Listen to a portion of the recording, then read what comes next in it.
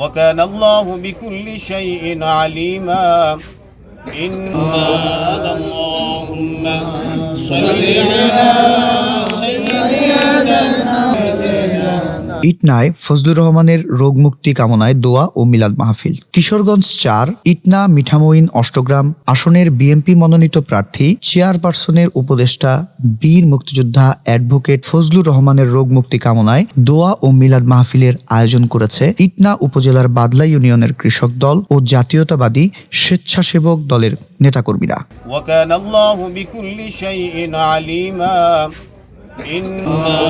اللهم صل على سيدنا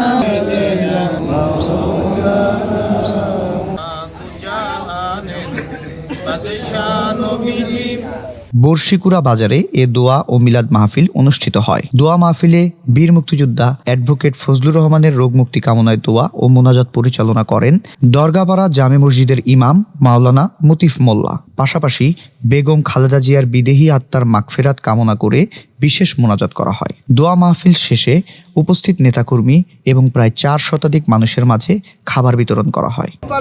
আমাদের সবাইকে সব ধরনের অকল্যাণ থেকে হেফাজত করিও। আল্লাহ তান কর্তা যিনি ছিলেন মাওলা, আল্লাহ শহীদ প্রেসিডেন্ট জিয়াউর সমস্ত গুনাহ খাতা মাফ করে দিও মাওলা। আল্লাহ তুমি তাকে জান্নাতের মেহমান হিসেবে মাওলা, আল্লাহ আয়োজকদের মেহনতকে কবুল করো মাওলা। যারা আয়োজকদের তাদের সুস্থতা কামনা করতে মুদিকুল্লিহা ওয়াজিদনা মিন ফিজিদ দুনিয়া ওয়া আযাবিল আলা খাইরি খালকিহি মুহাম্মাদিন ওয়া আলিহি ওয়া আসহাবিহি আজমাইন আমিন বিরহমাতিকা ইয়া আরহামার রাহিমিন।